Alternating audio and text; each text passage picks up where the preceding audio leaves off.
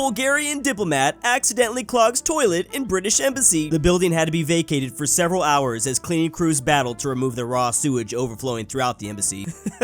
Talk about a Giga Chad diplomat right there. No one will forget this Bulgarian, that's for sure. Hears about the war, supports Ukraine, refuses to elaborate further, leaves. It looks like the nation of Chad is truly fulfilling their prophecy. They're definitely living up to their name. Pretty sure they could just completely solo Russia if they wanted to. This is Ford Motors. How can I help you? Warplanes? Of course we make warplanes. But boss, we don't develop warplanes. Of course we do, my boy. They didn't develop warplanes like 3.2 seconds ago. You'd be surprised at how things can just shift on a dime. Guess they ended up making B-24 Liberator bombers. That is certainly a name. And I thought it would be this Mustang here. Who would win? 1 million active Russian personnel versus Walmart's 2.3 million active personnel. We gotta admit, Mother Russia here, it definitely doesn't have numbers on their side this time. That's usually their go-to strat. And have you seen the type of stuff Walmart personnel have to deal with on a daily basis? They're literally some of the strongest soldiers on earth. Sorry for my bad English. Sorry for my poor language. Pardon me for my poor choice of words. Finally, if I make a mistake in English, please don't correct me. I have no respect for this language. Heart emoji. That is truly the Super Saiyan way to attempt English if it's not your native tongue. Embrace the mistakes because the way we talk is dumb anyways. Rules to learning English? Rule 1, there are no rules. This also makes me feel very uncomfortable. There are no rules. Honestly, who cares? I get what you mean. This is literally how I text. I'm like the worst texter on earth. So many mistakes. You use the Latin alphabet because it's the only script you know. I use the Latin alphabet because it's the only script you know. We are not the same. Okay, I've seen a similar version of this meme, but with the English language. It is very true. English literally takes the crown as the most common second language for 55 nations on Earth. Of course, at the very same time, the countries that speak usually just English, they don't know a second language. It's almost always just English. But I guess the same could be said about the Latin alphabet as well. Seems like these people are mostly probably coming from the Balkans, since both Cyrillic and the Latin alphabet are used in countries like Serbia, Bosnia, and Montenegro. But you know what? This meme can be translated to a lot of other areas around the world. Once you get away from the Western Hemisphere and the continent of Europe, it's gonna get even more drastic, honestly. So there's probably a lot of people that agree with this. Thinks about giving this colonialism thing a try, declares Mexico as victim, gets completely obliterated by the Mexicans, refuses to elaborate any further, leaves, and then never colonizes anything ever again. That's exactly how the Austrian Giga Chads do it. Try it once, get destroyed, and then never talk about it ever again. This is referring to the Second Mexican Empire that occurred in the 19th century for 3 years. The Emperor of Mexico was this Austrian Archduke here, but they were also referred to as a client state to the French Empire at this time. Oh, look at that. This was exactly during the American Civil War too. So it's kind of more of a thing of when France decided they were going to just try to take over all of Mexico, then they had to retreat because they realized they probably weren't going to be able to keep this stuff. But once again, as always, Austria somehow finds a way to not get blamed for crazy stuff like this. This and the World Wars, this is getting nuts. Spain, Germany, and England all using a similar word to football as they laugh at all the Americans that still call it soccer. Oh no. Meanwhile, here's Italy just trying to hide in the background. So there is another. Why do we get all the blame then? What's weird is you would think it would be something close to football. Calcio. Calcio. How did that end up happening? I always like finding out what other languages call American football or like US football. Football americano. That, okay, I should have expected that. As other European countries apologize for their colonial past, Portugal plans to celebrate theirs. I guess they literally do not care. They're actually proud. News that Portugal is planning to build a museum in Lisbon dedicated to the country's colonial past has been met with some criticism. Guess they might be thinking they're more likely to get away with it since they weren't out here like colonizing 25% of the globe like the British. They was just going after little pockets of stuff. You know, nothing too crazy. Voting for Danish as the most beautiful language, or voting for Finnish as the most beautiful language. Get ready, everybody. He's about to do something stupid. The choices, the choices. I feel like I have read multiple memes that are dunking on both Danish and Finnish as languages. I think I've probably read more about Danish though, and this was probably brought to us by some sort of Swede. At customs in LAX, Los Angeles International Airport, customs agent, where are you from? Me, Denmark. Customs agent, sir, please don't lie about your nationality. Excuse me? Denmark isn't a real country. Now please tell me your country of origin. Sir, you are literally holding my passport, which is from Denmark, in your hand. How can you sit there and tell me that my country doesn't exist? Sir, Denmark is a region of Sweden and not recognized as an independent nation. The Swedes would be very fond of this encounter. Yep, that is for sure. Pretty sure this customs customs agent probably has some sort of Swedish ancestry. It's the only explanation for this. This is why it's very important to teach Americans about maps and stuff. I actually don't doubt at all this encounter actually happened. What's weird about this is the worst custom agent I've ever had to deal with going to 10 different countries was easily this dude from Finland. I don't know why he was so aggressive, but he looked like basically a bigger, buffer version of me.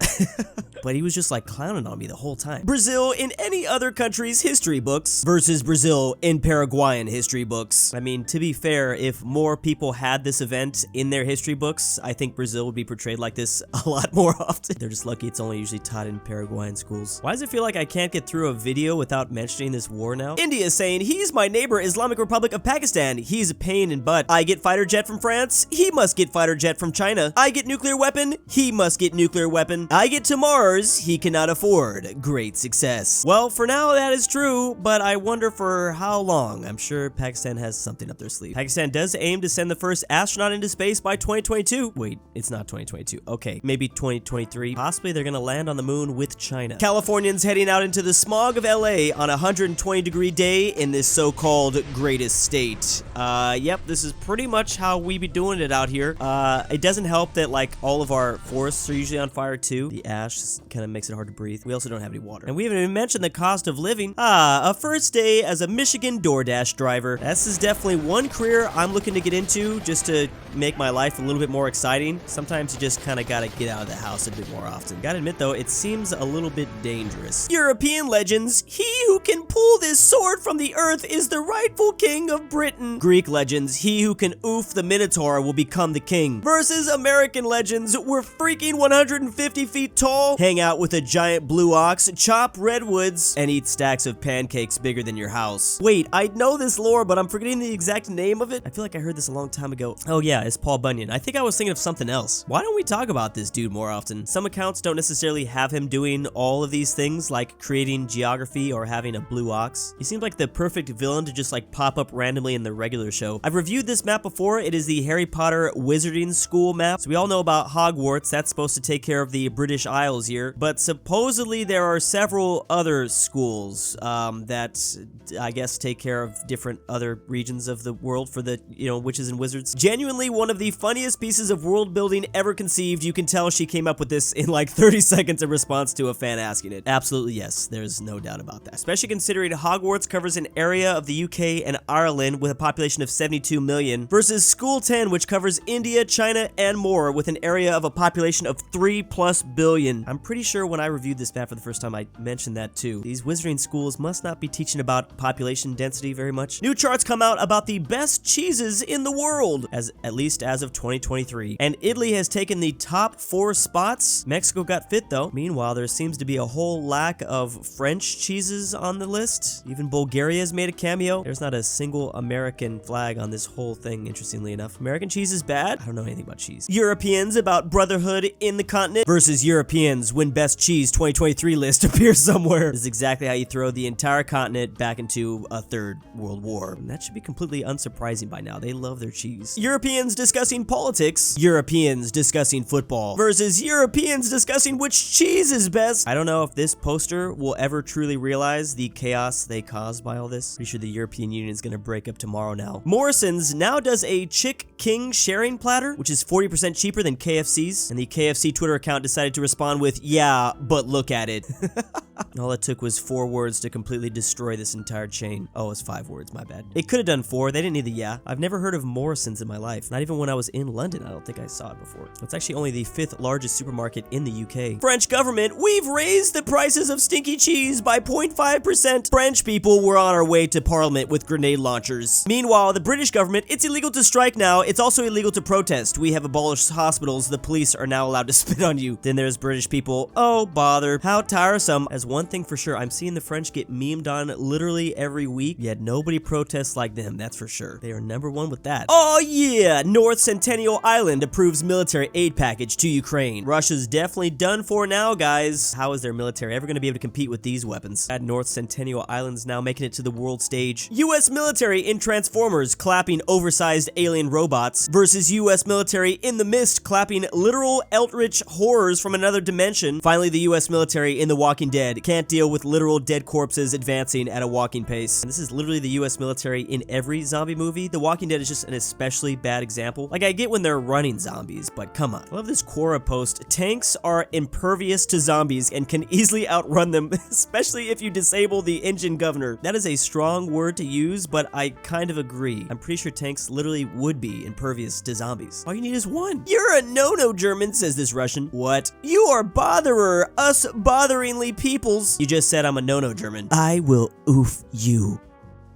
You can't be friends with Europe's or USA. Why? Because you want to be part of the great Russian Empire. I'd rather not. But America did Iraq and also bio labs. What does that have to do with anything? You're escalating by not letting me have you. You're embarrassing yourself.